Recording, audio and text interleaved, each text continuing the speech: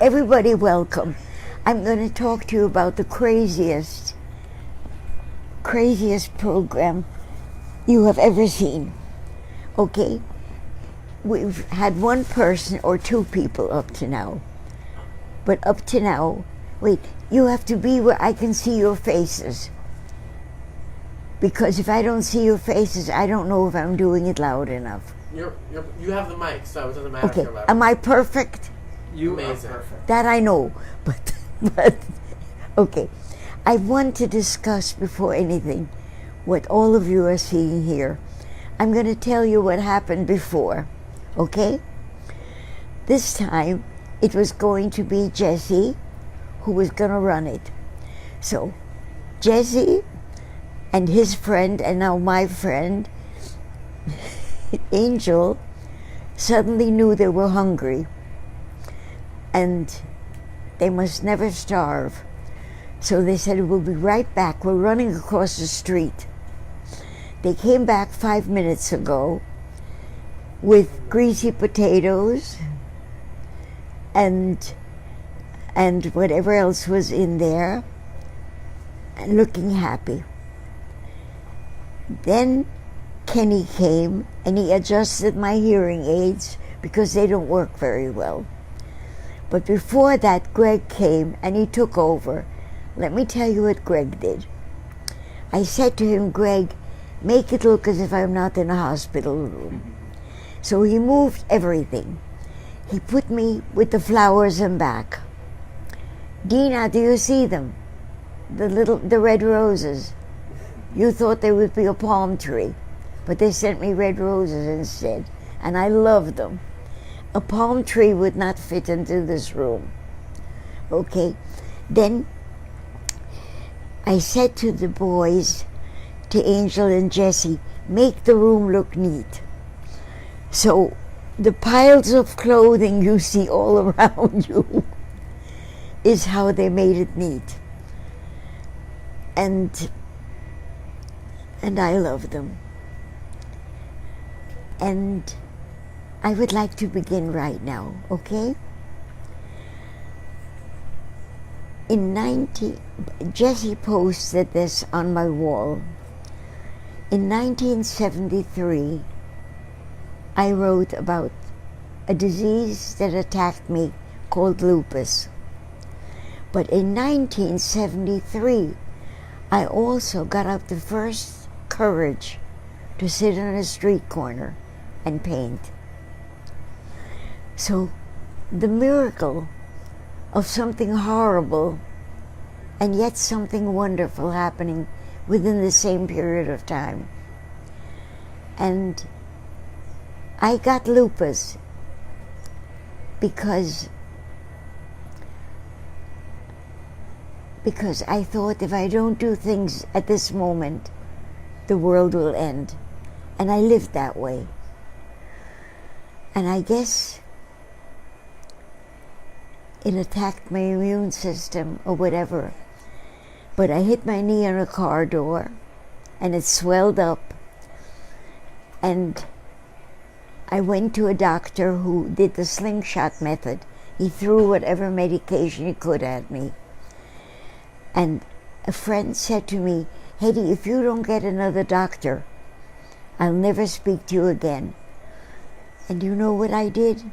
I immediately figured out how I could lie to her and say that I saw another doctor, because I realized I was so afraid of speaking to anybody in authority and saying you're wrong. And you can read on the thing about lupus on the board. But if any of you ever want it for themselves, I've been helping people who have that disease with that article that you posted.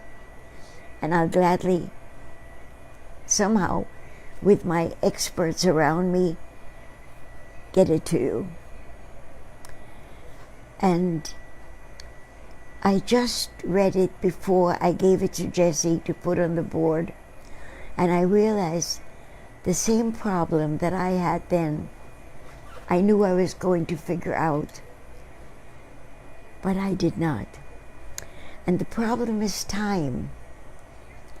I don't know how to handle time.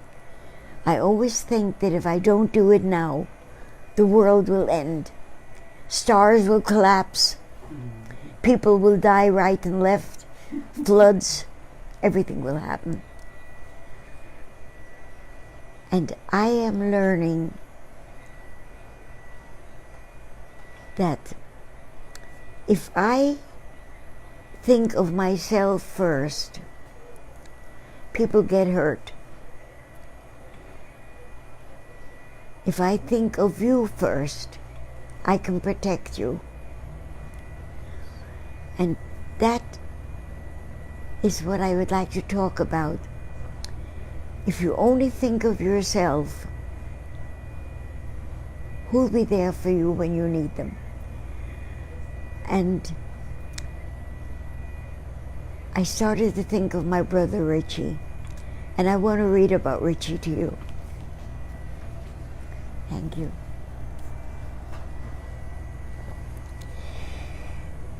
Richie was my older brother. He was 2.5 years older than I was, and he was always there for me. But it wasn't just for me. Listen to this. Richie loved to... Oh, my glasses. They're right here. I could do it without my glasses, but then... Thank you. Then eventually my eyes would leave me.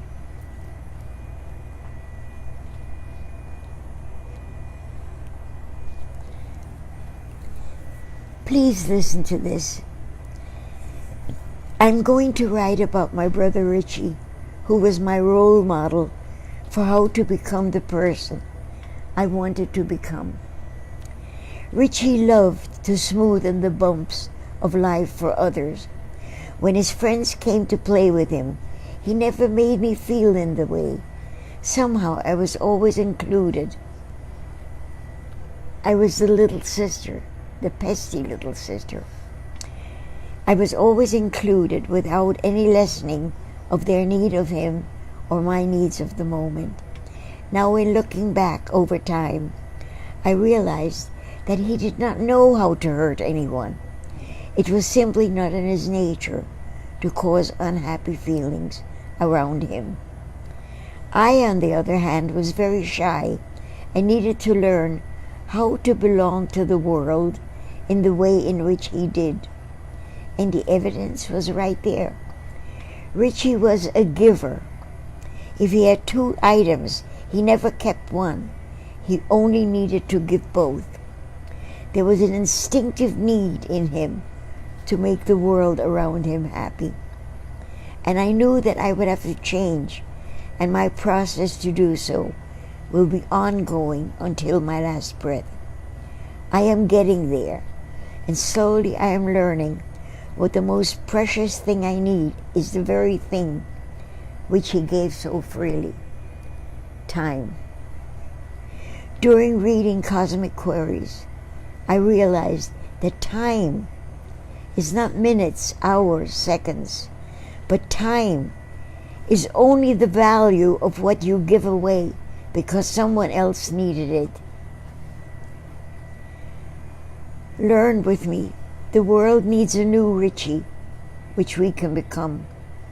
I find that even if I never can reach that goal, during the process itself, he is next to me, giving me his time. You know, think about it. What do you wish, all of you who run? More time?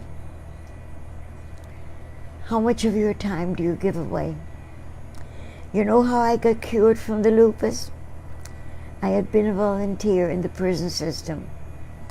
One of the volunteers had a daughter who had married a doctor who was working for Dr. D'Angelo, who only worked with incurable diseases. And he looked at me and he said, "Did you ever have nosebleed?" And I said, sure, all children have nosebleed. He said, no, they don't. And then he said, how come you have rosy cheeks? And I said, I don't know.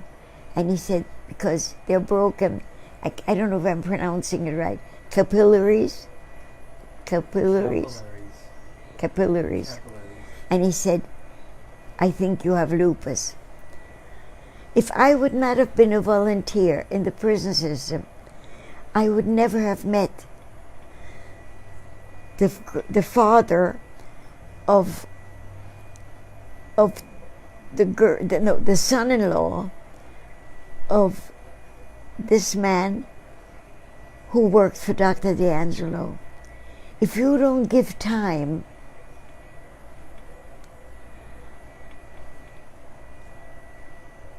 if I would not have given that time, I probably would have been dead long ago. And I wanted to bring that up today, that the world is in a bad state. It has always been in a bad state. But there have always been some people who made it better. Who are you going to be? Think about it. Okay. Now, I was going to speak about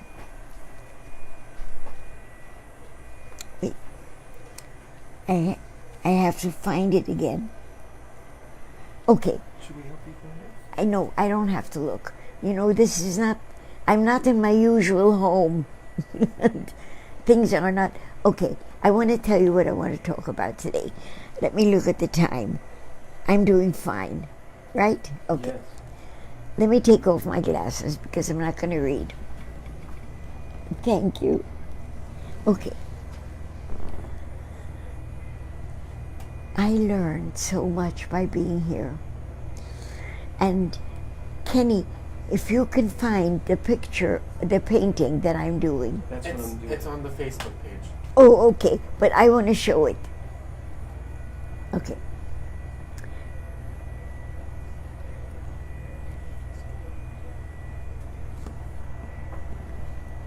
Oh no, maybe I should give it to you to show. Okay. This is a painting that is in my Long Beach home, and I am in my Long Beach hospital. No, not hospital. Rehab. Center. Right. And I want to talk about it. I mentioned already that I couldn't figure out why the world allows us to go on. We do so much damage. We pick people.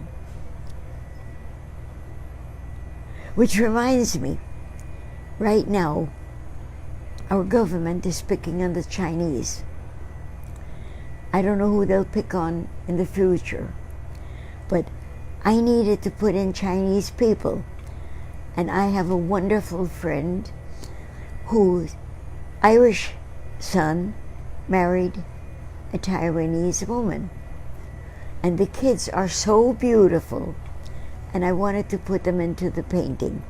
So if you could show it on the corner, they're not done yet, nobody's finished, but on the right-hand corner,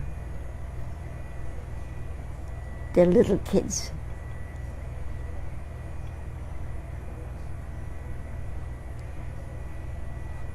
I'm finding it. You can keep it. Okay, I'll keep talking. Right here? Yes, yes, yes.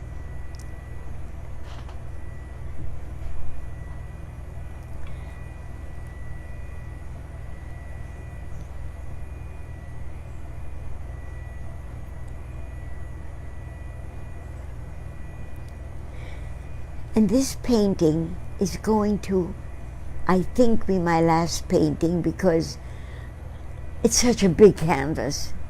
I think I'll go back to pencil. Maybe. Or maybe I'll just paint trees. Okay. But Jesse's making faces and I'm going by the faces. If he believes me or he doesn't. And Angel, you're looking the same way. Does she mean it? Is she really going to? How is she going to stop painting? I'm going to stop painting because I think Kenny's going to start painting. If possible, trees. Trees don't fight back. Trees don't say, make me good looking. Right? Okay, let me go back to what I learned.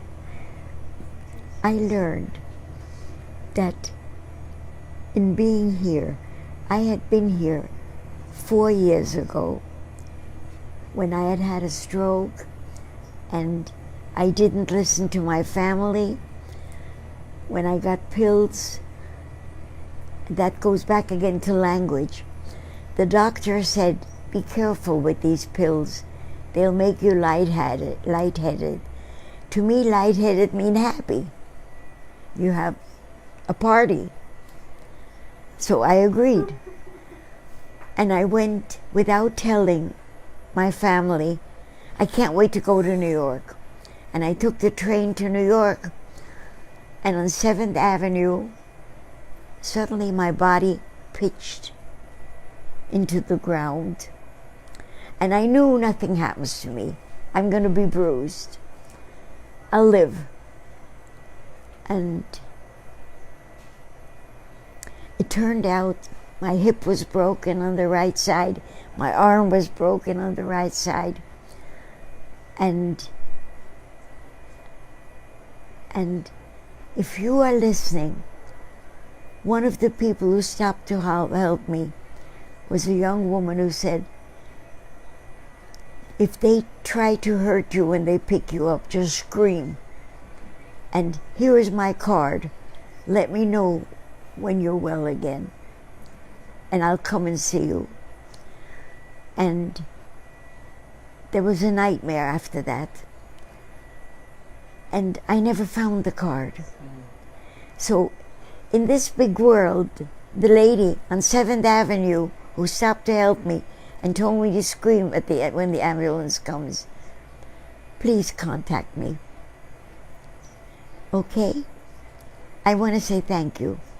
And I thought very much while I was here this week of how there are people in the world who instinctively help others.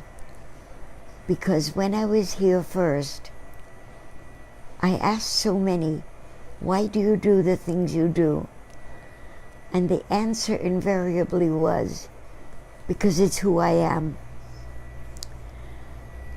And into this painting, if you could look at the painting again, at the picture, I'm putting in every single employee in this rehab because they're wonderful. And maybe because they each have to give me a story of how they see themselves. And it might influence the rest of the world. I have a weapon because I owe so much to so many people.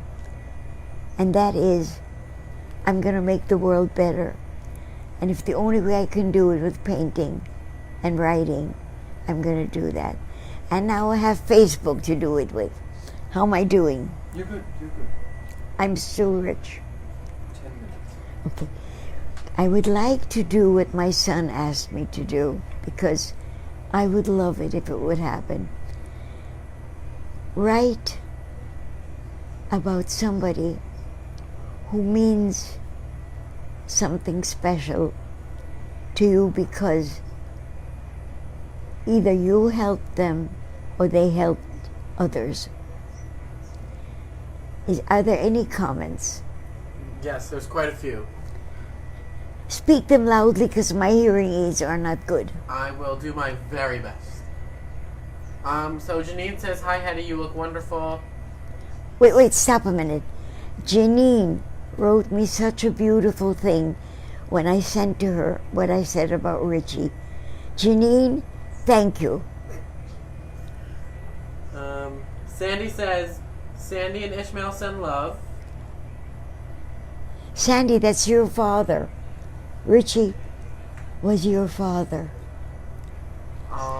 Michelle says, good evening, everyone. Hedy, you look gorgeous. I need to hear that. Thank you. Your son says, I don't believe it's your last painting. So, you can yell at him for that later. Michelle says... My son is perfect. Michelle says, Hedy, I would love for you to meet my beautiful Filipino great nieces. We have so much to catch up on. Wait. The last line slower. She says, Hedy, I would love for you to meet my beautiful Filipino great nieces. We have so much to catch up on. Well, I'm gonna be away from here soon, and I'll be home. Come see me. Let's see. Catherine Olson says, Dear Hedy, having trouble watching you this Monday evening. Send you much love, and we will call soon. Kathy, I love you. And John, I love you. Yes, John Tarcuso says, happy to see you. Who did? John Tarcuso. Oh, John, do me a favor. I would like what you wrote about New York and what Hernan wrote about New York. I would like in some way, Jesse, could he post, I have his article. It's so wonderful. Could we do something where we post people's opinions, which are so special? Yeah. He's nodding his head. And he even said the word yes. But you can't do it last minute. I will not. I will do it tonight. I don't know what that was. I don't know what that was. Oh, Michelle says, I went to Yussel's place, the Judaica shop. The owners remember you and Eric from the frame shop. Thank you. That makes me so happy. That you're holding up 1, 2, 3, 4, 5, 6, 7, 8 minutes. Okay. Now, what I would like to do is somebody tell me how you feel about what is happening when people don't answer phones. Like I don't. I have stopped answering phones because I don't know if they're robot calls or not. When I answer a phone call, I'm sitting there and painting. My hands are filled with brushes, rags, and the phone rings, and I have to wipe the brushes before I put them down because the brushes I have are the size of needles to do faces. So I have to wipe them, and they cost so much. And by the way, Stephanie, I got your photograph, and with your gorgeous legs, I'm going to have you in the best spot in the painting. Thank you. Okay? And where was I? Stephanie interrupted me. Okay. What did I just say?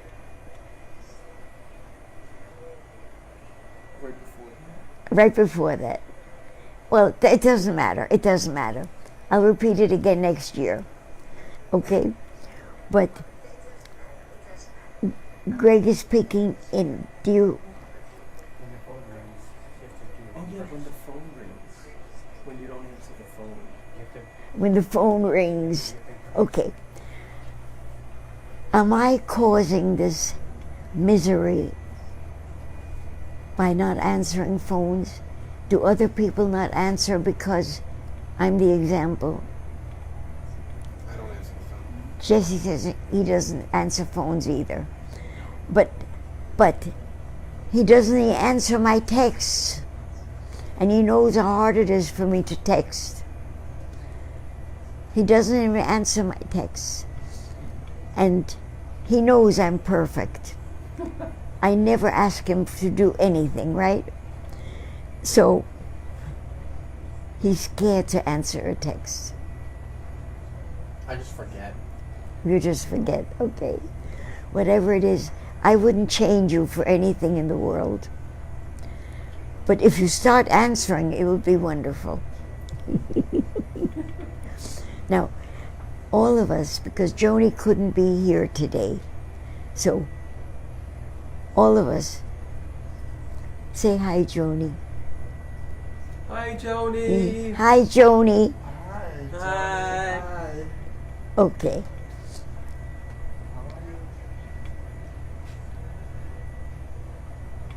Jesse's making funny noises. No, that's me. Greg just said so. Okay. Now, let me go further with this. We're becoming a society of people who don't answer telephones. Is that only self-protection? Or should we give up our telephones? No. So we have to live with it. Yes. You know what I learned today? No, yesterday I learned it. I fell and I broke a bone on my hip.